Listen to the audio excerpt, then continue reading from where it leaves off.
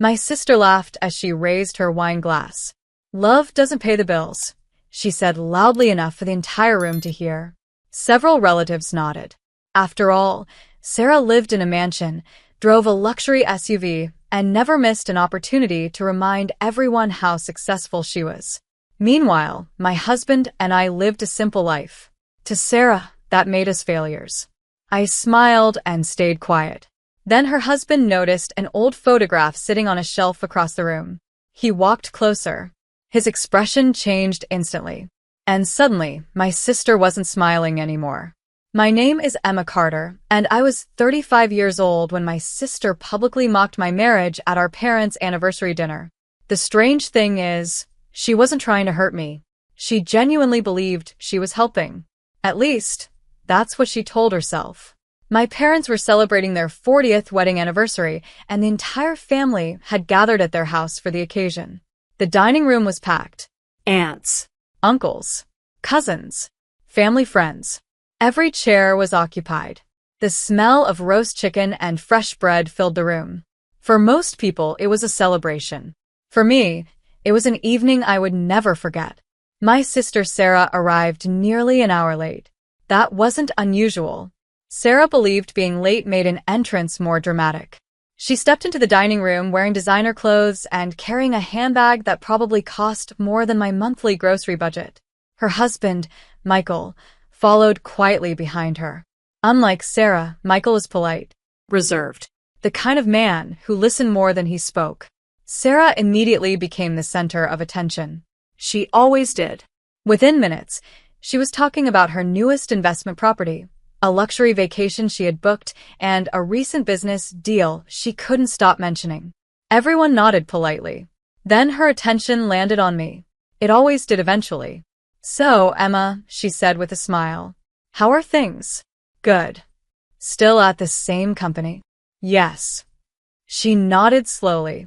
And Jake? I smiled. My husband is doing great. Sarah exchanged a glance with several relatives. The smile on her face widened.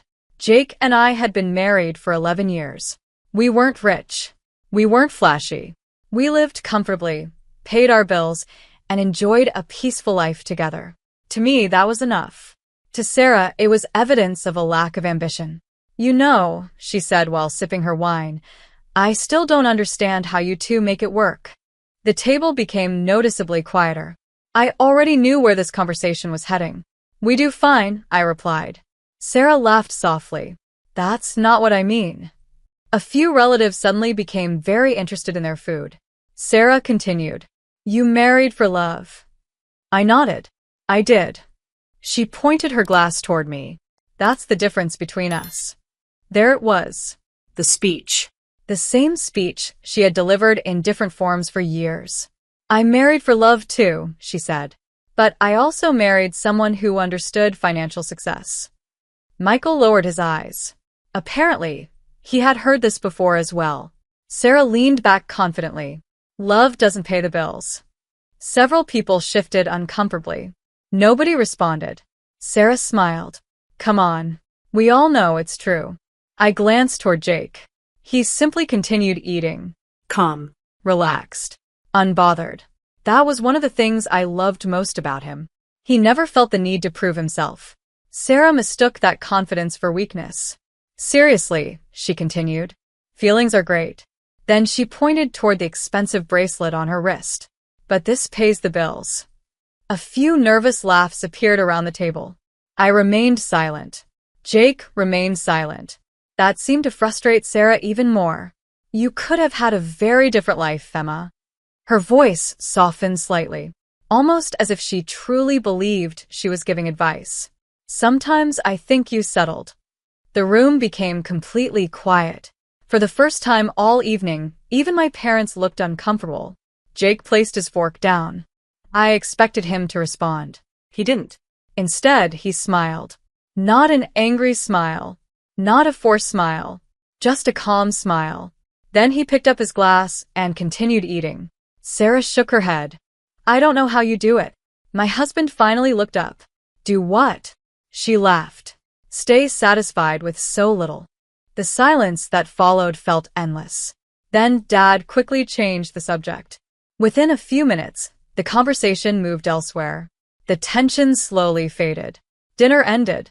Coffee was served. People drifted into the living room. The evening seemed ready to recover. At least that's what everyone thought. I was helping Mom clear dishes when I noticed Michael standing near the fireplace. He wasn't talking. He wasn't listening. He was staring. At first, I didn't understand what had captured his attention. Then I followed his gaze. An old framed photograph sat on the mantel. A photograph that had been there for years. A black and white picture of my late grandfather standing beside several other men. I had seen it my entire life. Never thought much about it. But Michael looked frozen. His face had gone pale. Slowly, he stepped closer. Then closer again.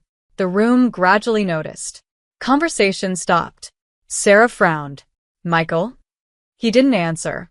His eyes never left the photograph. For several seconds, nobody moved. Finally, he turned toward me. His voice sounded completely different, almost shaken. Emma? I blinked. Yes. He pointed toward the photograph. Where did you get this photo? And suddenly, every person in the room was looking at the same picture. The room was completely silent. Michael continued staring at the photograph as if he had just seen a ghost. Nobody understood what was happening. Not Sarah. Not my parents. Not even me. I walked closer to the fireplace and looked at the picture. The same black and white photograph I had seen hundreds of times growing up. My grandfather stood in the center. 3 other men stood beside him. All smiling. All wearing war clothes. Nothing about the image seemed unusual. At least not to me. Sarah laughed awkwardly. Michael, what's wrong? He didn't answer immediately. His eyes remained fixed on one of the men standing beside my grandfather. Finally, he pointed at the photograph. Who is that? I followed his finger. The man next to my grandfather? Michael nodded. My mother stepped closer. That's Walter Bennett. The moment she said the name, Michael closed his eyes. Almost as if the answer had confirmed something impossible. Dad frowned. You know him? Michael slowly turned toward us. Not personally. He swallowed hard. But I've heard that name my entire life. The room became quiet again. Sarah folded her arms. What are you talking about? Michael looked back at the photograph. My father talked about him constantly. Now, everyone was listening. Even Sarah. Dad gestured toward the couch. Sit down and tell us. Michael sat carefully. For a moment, he seemed unsure where to begin. Then he took a deep breath. When my father was 16, his family lost everything. Nobody interrupted. They lost their home. The family business failed. They were weeks away from moving into a shelter. The room remained silent. My grandfather was sick. My grandmother couldn't work. My dad dropped out of school to help support the family. I noticed Sarah slowly lowering her wine glass. Michael continued. My father always said one man changed everything. His eyes returned to the photograph. Walter Bennett. My mother looked shocked. You're serious? Michael nodded. He gave my grandfather a job. He helped them find housing. He introduced them to people who eventually helped rebuild their lives. Michael smiled faintly. My father used to say that without Walter Bennett, our family wouldn't have survived. Nobody spoke. The atmosphere in the room had completely changed. A few minutes earlier, everyone had been discussing money. Now they were hearing a story about something much more important. Sarah shifted uncomfortably. Okay, but what does that have to do with Grandpa?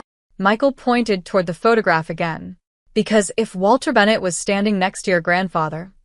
He stopped, then looked at my father. They must have known each other well. Dad slowly nodded. They were business partners. My eyes widened. What? Dad looked surprised. You didn't know that? I shook my head. Dad smiled sadly. Your grandfather almost never talked about it. Mom nodded. He wasn't the type to brag. That description sounded familiar. Very familiar. Michael stared at the photograph again. Then he noticed something. Wait. He leaned forward. What's that in your grandfather's hand? Everyone moved closer. The picture was old, but after studying it carefully, we could see a folded document tucked beneath Grandpa's arm. Mom suddenly stood. I think I know where that came from. Without waiting, she hurried toward the hallway. A few moments later, she returned carrying a small wooden box. I immediately recognized it. It had belonged to Grandpa. Nobody had opened it in years. Mom carefully placed it on the coffee table. The room became silent once more. Inside were old papers, letters, photographs, receipts, documents, pieces of a life most of us had never seen. Michael helped sort through them. One item after another revealed stories nobody knew. Families Grandpa had quietly helped. Scholarships he had funded anonymously. Medical bills he had secretly paid. Small acts of generosity scattered across decades. The more we discovered, the more unbelievable it became. Sarah no longer looked confident. In fact, she barely spoke at all, because every story pulled attention further away from money and status, and closer to character. Then Michael uncovered something buried beneath a stack of documents. A sealed envelope, older than everything else. The paper had yellowed with age. Across the front, written in careful handwriting, were 4 words. To my family. Everyone froze. Dad stared at it. Mom covered her mouth. I felt a strange knot form in my stomach, because suddenly I knew this wasn't just another document. This was something Grandpa wanted us to find, years after he was gone. Dad slowly picked at the envelope. The room became completely silent. Michael looked at me. Sarah looked at the envelope. Nobody moved. Nobody spoke. Then Dad carefully slid a finger beneath the seal. And as the envelope opened, I realized the photograph wasn't the real discovery. The real discovery had been waiting inside that letter all along. Dad carefully unfolded the letter. The paper looked fragile, yellowed by time. The handwriting was unmistakable. It belonged to my grandfather. For several seconds, nobody spoke. Even the children who had been playing in the next room seemed unusually quiet. The entire family sat waiting. Dad cleared his throat and began reading. If you are reading this, then many years have passed since I wrote these words. The room fell completely silent. I hope you are together as a family. I hope you are healthy. Most of all, I hope you remember what truly matters. Dad paused briefly before continuing. People spend their lives chasing success. Some chase money. Some chase titles. Some chase recognition. There is nothing wrong with achievement, but never confuse achievement with character. A strange feeling settled over the room. Sarah lowered her eyes. Dad continued reading. When I was young, I believed success was measured by what a person owned. Life eventually taught me a different lesson. The people I admired most were not always the richest people. They were the people who helped others when nobody was watching. Michael sat completely still, listening carefully. Dad turned the page. Over the years, I was fortunate enough to build a successful business. What most people never knew is that the greatest joy I found was not making money. It was helping people. Several relatives exchanged glances, because everything we had discovered that evening suddenly made sense. The scholarships, the medical bills, the housing assistance, the anonymous support. Grandpa had never wanted credit. He had simply wanted to help. Dad continued. If my family remembers anything about me, remember this. Money is useful. Character is priceless. The room remained silent. Then Dad reached the next paragraph. His expression changed. He looked up at Michael, then back at the letter. What is it? Mom asked softly. Dad swallowed. There's something here about Walter Bennett. Michael immediately sat forward.